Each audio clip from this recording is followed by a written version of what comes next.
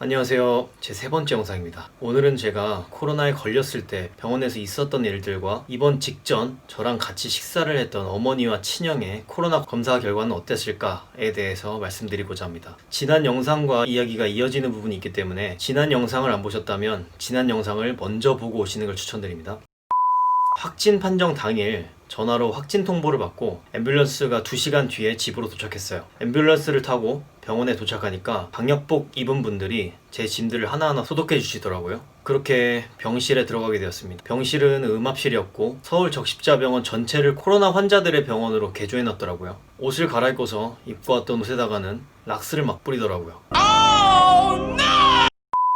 미리 얘기해줬으면 버릴 만한 옷을 입고 갔을 텐데 조금 원망스러웠어요. 근데 뭐 코로나 환자가 무슨 큰 소리를 치겠습니까? 그냥 가만히 지켜볼 수밖에 없었어요. 간호사분들이 병원 수칙 등 이런저런 내용을 이야기해 주시더라고요. 매일 아침 저녁으로 혈압, 맥박, 체온, 산소 포화도를 직접 측정해야 한다고 했습니다. 제가 이걸 왜 찍어놨는지 모르겠지만 첫날 입원 당시 혈압을 한번 보세요. 얼마나 놀라고 긴장했으면 혈압이 154가 나오더라고요. 맥박도 보세요. 정상이 한 70 정도인데 제가 103이 나왔습니다. 코로나 확진자임에도 불구하고 정작 체온은 처음부터까지 계속 정상이었습니다. 참 신기하죠? 당시 제가 사용했던 병실입니다. 이렇게 큰 5인실 병실을 혼자 사용했어요. 분명 5인실인데 침대는 3개뿐이더라고요. 여기는 그 병실에 딸려있던 화장실인데요. 뜨거운 물도 아주 잘 나왔습니다.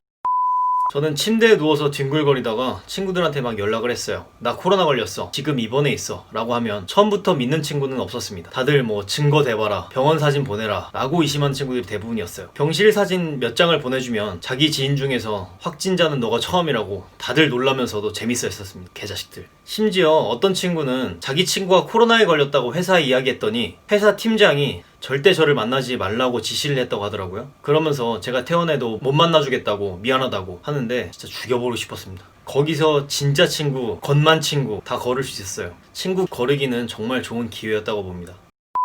병원에 입원하면 어떤 치료를 해주는지 아세요? 아무 치료도 안 해줍니다. 저는 수액이라도 놓아줄 줄 알았는데 증상이 없으면 그냥 병실에 감금해두는 게 전부예요. 증상이 있었던 환자들 이야기를 들어보니까 머리 아프면 두통약 주고 설사하면 설사약 준답니다. 근본적으로 바이러스를 치료하는 약은 없기 때문에 증상만 완화시켜주는 약을 준다고 하더라고요. 침대에서 몇 시간 뒹굴거리다 보니까 저녁 시간이 되었어요. 병원에서 준 안내문을 보면 저녁 식사 시간이 5시 반이라고 적혀 있는데 6시가 돼도 식사를 안 주는 거예요. 병원에서 식사를 저만 깜빡하고 안 줬구나 라고 생각해서 병실 문을 열었더니 복도에는 간호사실이 보이더라고요. 이런 식으로 병실 복도와 간호사실은 유리 창문을 사이에 두고 완전히 차단되어 있었습니다. 저는 간호사실로 천천히 걸어갔습니다. 그러자 어떤 간호사분이 유리 창문으로 저를 보시더니 눈이 동그래지시면서 거기 멈추라고, 당장 병실로 들어가라고 손짓을 하시더라고요. 저는 그때 느꼈습니다. 아, 내가 코로나 확진자인 이상 사람 취급받긴 어렵겠구나. 병실에 다시 들어갔더니 유선 전화가 울리더라고요. 간호사가 문 밖으로 나가면 절대 안 된다고 하길래 배고프다. 밥 좀 달라. 나 밥 주는 거 까먹은 거 아니냐? 라고 이야기를 했어요. 그랬더니 저녁 식사는 6시부터 6시 반 사이에 나온다고 하더라고요. 안내문이 잘못되어 있었나봐요. 얼마 후 밥을 문 앞에 두고 가는 소리를 듣고 바로 밥을 가지고 들어왔습니다. 참고로 밥은 문 앞에 두면 알아서 가지고 오는 그런 시스템입니다. 코로나 입원 첫날 첫 저녁 식사 사진인데요. 저는 개인적으로 밥은 맛있었어요. 게다가 국민들 세금으로 먹는 밥이니까 감사하게 더 맛있게 먹었습니다. 이 영상을 보시는 납세자분들 다시 한번 감사의 말씀 드립니다.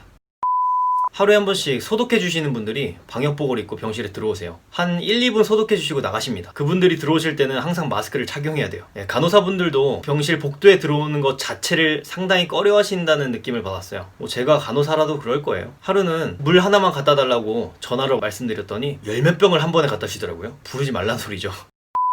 저는 하루하루 병원에서 재택근무를 하면서 지냈습니다.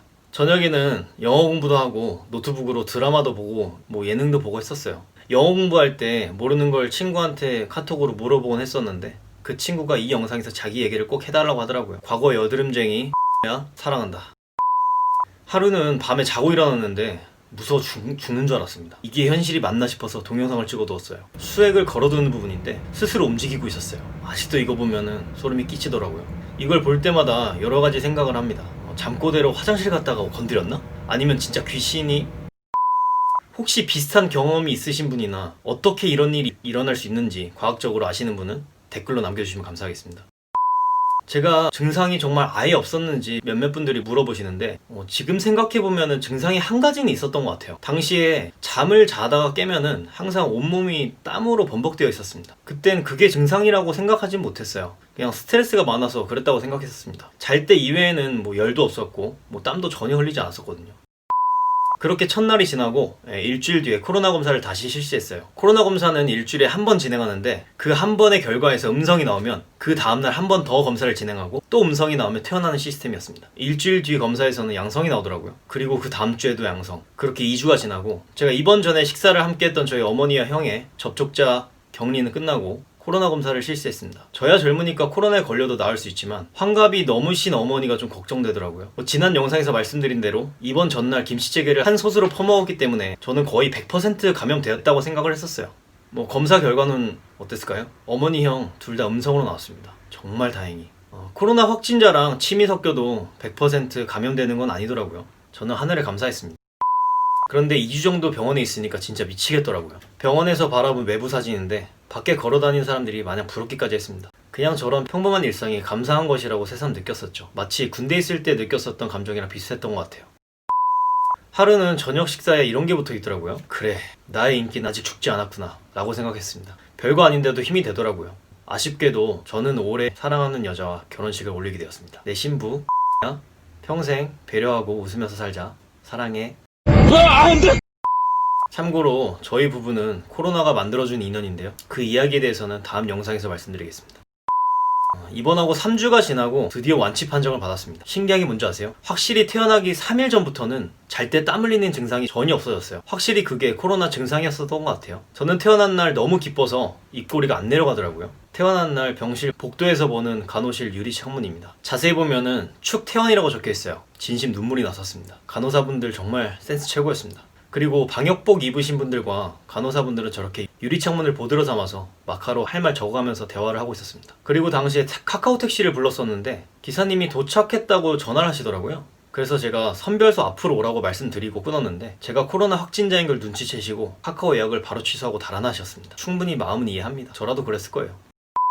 병원 문을 나가고 나서 너무 기쁜 나머지 적십자 병원을 배경으로 셀카를 한번 찍었습니다. 그렇게 택시를 타고 귀가를 했어요. 당시 저희 어머니가 뭘 제일 먹고 싶냐는 질문에 회에다 소주 한잔 하고 싶다고 말씀드렸습니다. 그렇게 횟집에서 소주를 거하게 마시고 만취 상태로 집에서 잤던 기억이 나네요.